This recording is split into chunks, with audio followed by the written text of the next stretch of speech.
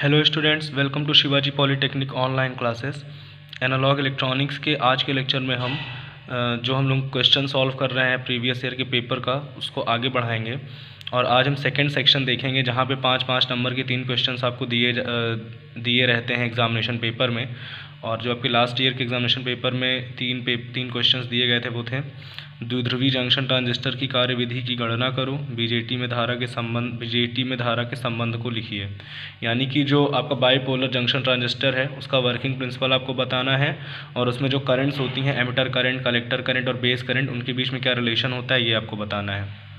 उसके बाद अगला क्वेश्चन था ट्रांजिस्टर के कॉमन बेस, कॉमन कलेक्टर और कॉमन एमिटर बंधों का तुलनात्मक विवरण दीजिए। यानी कि जो ट्रांजिस्टर में कॉन्फ़िगरेशंस होते हैं, कॉमन बेस, कॉमन कलेक्टर और कॉमन एमिटर, उनकी तुलना करनी थी आपस में कि उनके क्या क्या कैरेक्टरिस्टिक्स होते हैं और वो आपस में किस तरह एक दूसरे से अलग होते हैं।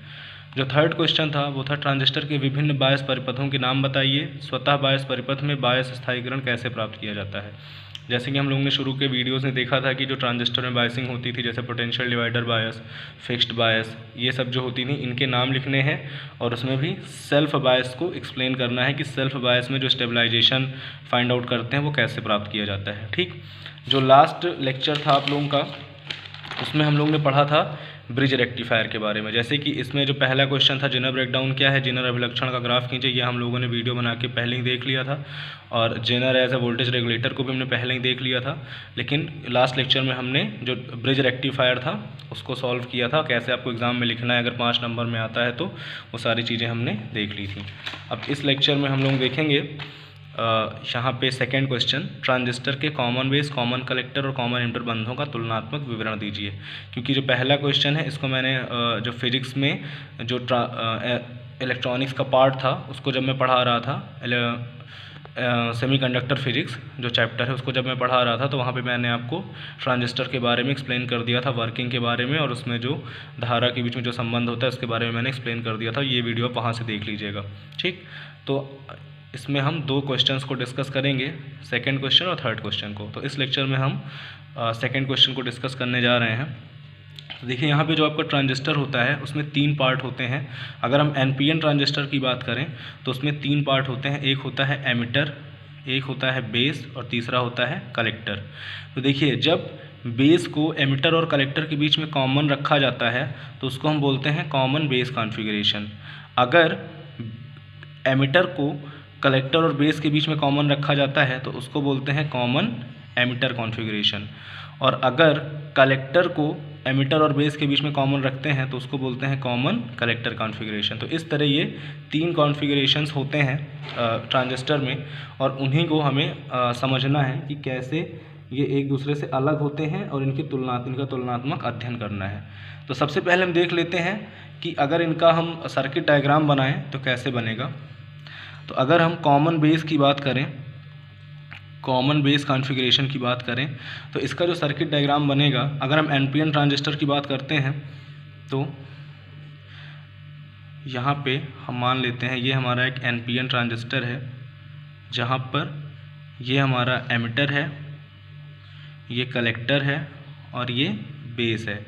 देखिए यहाँ पे बेस को एमिटर और कलेक्टर के बीच में कॉमन लिया गया है, और जब यहाँ पे हम बायसिंग करेंगे तो ये जंक्शन जो होगा वो फॉरवर्ड बायस हो जाएगा। यहाँ पे एमिटर कैसा है, एन टाइप है, तो एमिटर को नेगेटिव टर्मिनल से जोड़ेंगे बैटरी के, और बेस पी टाइप है तो बेस को पॉजिटिव टर्मिनल से जोड़ेंगे। तो जो पहला जंक्शन है वो फॉरवर्ड बायस हो गया, और जो दूसरा जंक्शन है उसको रिवर्स बायस करना है, तो बेस पी टाइप है तो बेस को नेगेटिव से जोड़ेंगे और कलेक्टर को जोड़ेंगे पॉजिटिव से, क्योंकि कलेक्टर एन टाइप है, तो ये रिवर्स बायस हो गया।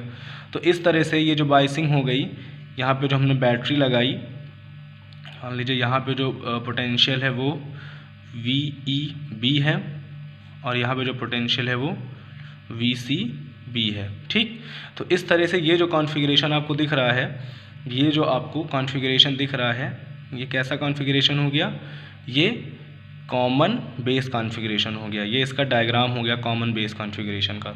इसी तरह अगर हम common collector configuration, common emitter configuration बनाएं तो उसमें भी सबसे पहले हम ट्रांजिस्टर का सिंबल बना लेंगे, मान लीजिए ये हमारा एमिटर टर्मिनल है और इसको हम कॉमन कर देंगे, ठीक। और यहाँ से जो बेस आएगा, बेस को यहाँ पे एक हम बैटरी लगा के कनेक्ट करेंगे और यहाँ पे कलेक्टर के साथ हम एमिटर को एक बैटरी लगा के कनेक्ट करेंगे। देखिए जो हमारा पहला जंक्शन है वो हमेशा फॉरवर्ड बायस में होगा। बेस पॉजिटिव है, पी टाइप है, तो बेस पे बैटरी का पॉजिटिव टर्मिनल और एमिटर पे बैटरी का नेगेटिव टर्मिनल। और यहाँ पे जब कॉन्फ़िगरेशन करेंगे तो फिर से एमिटर को नेगेटिव कर देंगे और कलेक्टर को पॉजिटिव टर्मिनल से जोड़ेंगे।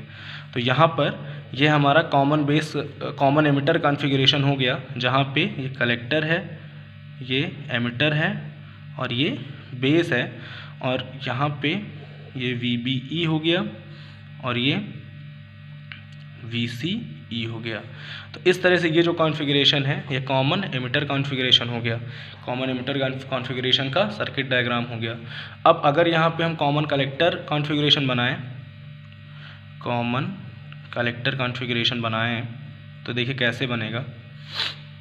कॉमन कलेक्टर कॉन्फ़िगरेशन बनाने के लिए फिर से हम वही करेंगे। सबसे पहले ट्रांजिस्टर का सिंबल बनाएंगे और इस बार कलेक्टर को कॉमन करेंगे, कलेक्टर को कॉमन करेंगे बेस और एमिटर के बीच में। यहाँ पे बेस देखिए NPN ट्रांजिस्टर है तो बेस हमारा पॉजिटिव है, तो बेस को बैटरी के पॉजिटिव टर्मिनल से जोड़ेंगे, कलेक्टर को निगेटिव टर्मिनल से जोड़ेंगे और फिर जब इधर कनेक्शन करेंगे तो यहाँ पे कलेक्टर को पॉजिटिव कर देंगे और एमिटर को नेगेटिव से जोड़ेंगे। ये हमारा एमिटर हो गया, ये कलेक्टर हो गया, ये बेस हो गया और यहाँ पे ये VBC हो गया और ये VCE हो गया। तो इस तरह से ये हमारा कॉमन कलेक्टर कॉन्फ़िगरेशन हो गया। तो ये आपको एक तरह से ओवरव्यू दिया गया है कि कैसे आपके ये जो कॉमन बेस कॉमन कलेक्टर और कॉमन बेस कॉमन कलेक्टर और कॉमन एमिटर कॉन्फ़िगरेशन होते हैं और कैसे इनका सर्किट डायग्राम बनाया जाता है। ये क्लास में आपको बताया गया था, तो ये आपको थोड़ा सा रिकॉल कराने के लिए, याद कराने के लिए, याद दिलाने के लिए कैसे ये होते थे common base common collector common emitter, उसलिए ये डायग्राम बना के आपको समझाया गया है, ठीक। तो ये होते हैं आपके कॉमन बेस कॉमन एमिटर और कॉमन कलेक्टर कॉन्फ़िगरेशन और उनका सर्किट डायग्राम। अब अगर उन्हें हम उनका तुलनात्मक अध्ययन हम करें, उनकी तुलना करें, तो आप कैसे एग्ज़ाम में इनकी तुलना करेंगे और कैसे नोट्स कैसे वहाँ पे आप लिख के आएंगे एग्ज़ाम में। अगर ये 5 नंबर का है तो यहाँ पे मैंने आपके लिए नोट्स बनाई है। आप हेडिंग डालेंगे common base common collector common emitter configuration की तुलना। फिर हम किस बेसिस पे इनकी तुलना करते हैं? इनकी तुलना करते हैं अभिलक्षण के बेसिस पे, इनके अभिलक्षण के बेसिस पे। आप लोग वहाँ पे पेंसिल और स्केल से अच्छे से आप लोग ये लाइंस खींचिएगा ताकि अच्छी दिखे ये लाइंस। वहाँ पे आपके जो आंसर शीट है उसमें अच्छे से लाइंस आप खींचिएगा ये सारी चीज़ें। तो हम अभिलक्षणों की तुलना करेंगे। कौन कौन से अभिलक्षणों की तुलना करेंगे? इनपुट गतिज प्रतिरोध यानी input dynamic resistance, output dynamic resistance, output गतिज प्रतिरोध, current gain, voltage gain, power gain, leakage current और एप्लीकेशंस कहाँ ये यूज होते हैं। तो इन सारे जो अभिलक्षण हैं, ये सारे जो अभिलक्षण हैं, इनसे हम कंपेयर करेंगे इन तीनों कॉन्फ़िगरेशंस को। तो अगर हम इनपुट गतिज प्रतिरोध की बात करें यानी इनपुट डायनेमिक रेजिस्टेंस की बात करें तो कॉमन बेस में इसका मान बहुत कम होता है, लगभग 100 ओम से भी कम होता है। कॉमन एमिटर में जो ये रेजिस्टेंस होता है, इनपुट रेजिस्टेंस होता है, उसका मान जो होता है वो कॉमन बेस से तो अधिक होता है लेकिन कॉमन कलेक्टर से कम होता है, इसलिए यहाँ पे लिखा गया है कि कम होता है। यानी कि कॉमन एमिटर में जो आपका इनपुट गतिज प्रतिरोध है वो कॉमन बेस से अधिक होता है लेकिन कॉमन कलेक्टर से कम होता है, इसलिए इसको कम होता है लिखा गया है। और कॉमन कलेक्टर में ये जो इनपुट डायनेमिक रेजिस्टेंस होता है ये बहुत अधिक होता है। तो ये आपका पहला कंपैरिजन हो गया, आप इसको ऐसे ही लिख देंगे। दूसरा कंपैरिजन कैसे लिखेंगे?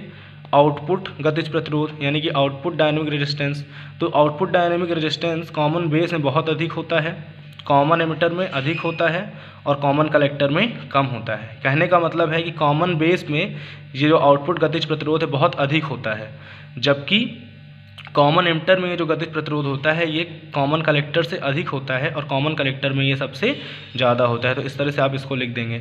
थर्ड है करंट गेन। करंट गेन जो होता है कॉमन बेस में 1 से कम होता है और कॉमन कलेक्टर में सबसे ज़्यादा होता है, जबकि कॉमन एमिटर में जो ये होता है वो कॉमन बेस से अधिक और कॉमन कलेक्टर से कम होता है। इसलिए लिखा गया है कि करंट गेन कॉमन बेस में 1 से कम होता है, कॉमन एमिटर कॉन्फ़िगरेशन में अधिक होता है, जबकि कॉमन कलेक्टर कॉन्फ़िगरेशन में सबसे ज़्यादा होता है।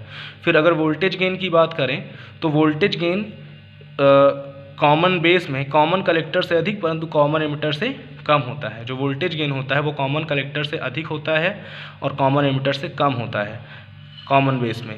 इसी तरह अगर हम कॉमन एमिटर में वोल्टेज गेन की बात करें तो सबसे अधिक होता है वोल्टेज गेन कॉमन एमिटर का, इसीलिए ज़्यादातर हम कॉमन एमिटर को यूज़ करते हैं।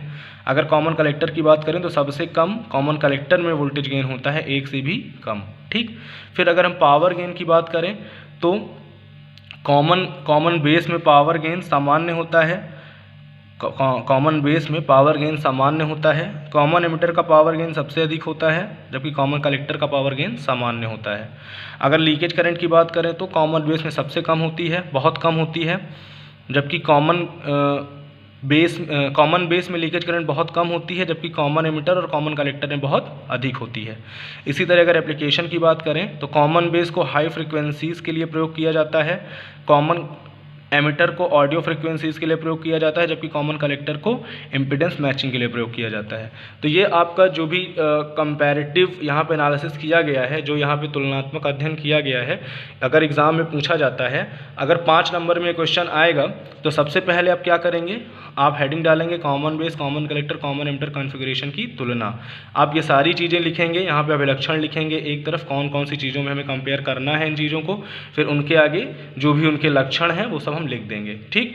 और उसके बाद क्योंकि ये क्वेश्चन 5 नंबर में पूछा गया है, इसलिए आप लास्ट में ये सर्किट डायग्राम भी बना दीजिएगा। कॉमन बेस के लिए इसको बना दीजिएगा, कॉमन बेस के लिए इसको बना दीजिएगा, कॉमन एमिटर के लिए इसको बना दीजिएगा और कॉमन कलेक्टर के लिए इसको बना दीजिएगा। तो इस तरह आपको 5 नंबर में से पूरे मार्क्स मिलने के चांस रहेंगे या नंबर अच्छे मिलेंगे कुल मिला के। तो आप लोग इसी तरह अगर 5 नंबर का क्वेश्चन आता है तो फुल डिटेल आपको लिखनी है आंसर में, और इसी तरह फुल डिटेल आप लिख के आइएगा। तो आई होप आपको समझ में आया होगा कैसे आपको एग्ज़ाम में लिखना है इस क्वेश्चन का आंसर, अगर ऐसे क्वेश्चंस आते हैं तो। मेन बात यह है कि अगर क्वेश्चन 2 नंबर का है तो आपको बस एग्जैक्टली उसकी डेफिनेशन लिख के छोड़ देना है, लेकिन अगर क्वेश्चन 2 नंबर से अधिक है तो आपको जितनी चीज़ें पता हैं आंसर में या उस टॉपिक के बारे में आपको सारी चीज़ें लिखनी रहती हैं। तो आप लोग अच्छे से तैयारी करते रहिए, और अगर यहाँ पे कोई प्रॉब्लम है किसी कॉन्सेप्ट में या सर्किट डायग्राम में तो आप लोग क्वेश्चन करके पूछ लीजिए, चाहे कमेंट करके पूछ लीजिए या मैसेज कर लीजिए मेरे पास। तो अच्छे से पढ़ते रहिए, अगर कहीं पे भी कॉन्सेप्ट में कोई दिक्कत है तो आप लोग पूछ लीजिए। Thank you very much. ये आपका एक सेक्शन था, ये वाला इस वाले पे वीडियो बन चुका है, इसलिए मैंने सेकंड क्वेश्चन सॉल्व कराया है। अब नेक्स्ट में मैं थर्ड क्वेश्चन सॉल्व कराऊंगा। तो अगर कोई